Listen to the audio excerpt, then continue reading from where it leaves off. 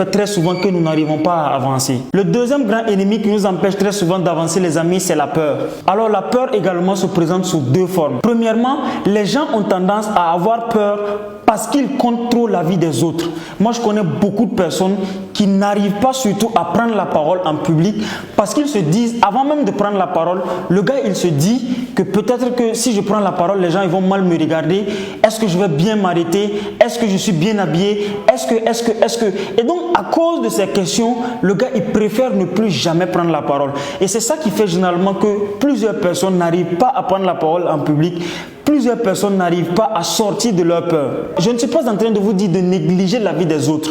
Peut-être que les autres peuvent voir quelque chose que vous n'avez pas vu et vous corriger. Moi particulièrement, je ne suis que l'avis des personnes qui me donnent des conseils, l'avis des personnes qui voient des erreurs que j'ai faites et qui essaient de corriger mes erreurs. Si par exemple je fais des vidéos YouTube et que quelqu'un m'écrit en inbox pour me dire, bon, Jean de Dieu, tu as fait ceci dans ta vidéo, j'ai pas trop aimé, j'aimerais que tu essaies de revoir. Moi je vais essayer de voir, bon, ce qu'il dit, est-ce que ça peut m'aider à avancer dans ma chaîne YouTube? Parce qu'il y a des critiques que vous devez comprendre que ce sont des critiques constructives. Mais si toi, tu veux prendre la parole en public et tu ne veux pas qu'on te corrige, alors malheureusement, tu ne pourras pas avancer.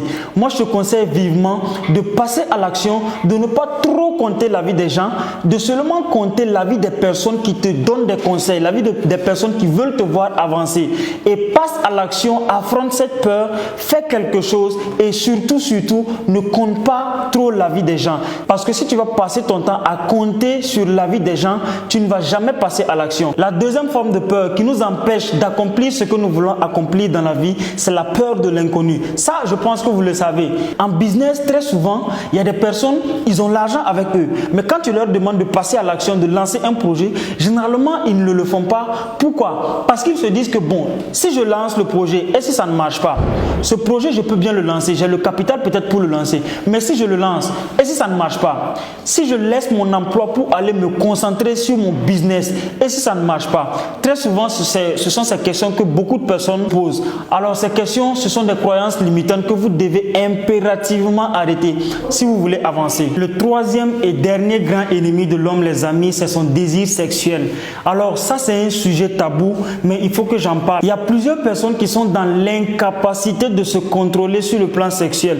Je ne suis pas en train de vous dire de ne pas faire l'amour. Alors là, je parle des personnes qui sont obsessifs en matière de sexe. Et c'est un phénomène qui gâte beaucoup de boulot aujourd'hui et c'est un phénomène également qui gâte beaucoup de noms.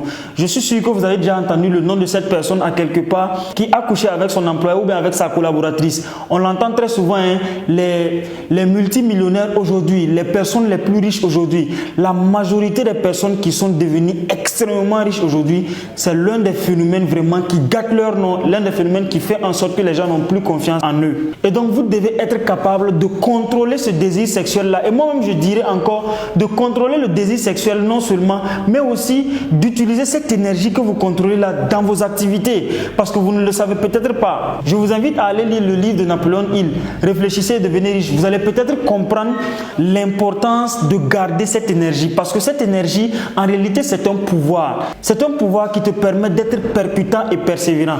Malheureusement, lorsque vous êtes obsessif sur le plan sexuel, vous avez plusieurs problèmes. Et parmi ces problèmes, je cite, il y a la fatigue qui est là. C'est des choses, lorsque vous faites, vous dépensez tellement d'énergie, les garçons, vous le savez, vous dépensez tellement d'énergie qu'au final, vous n'êtes même pas capable de faire encore autre chose dans cette même journée. Et donc, vous voyez qu'en réalité, quand vous le faites régulièrement, vous diminuez votre productivité. Et donc, si vous voulez vraiment avancer, être productif, vous devez apprendre à contrôler votre désir sexuel. C'est vraiment très important, ne le prenez pas à la légère. Vous savez, généralement, les personnes se marient très souvent sans être compatibles.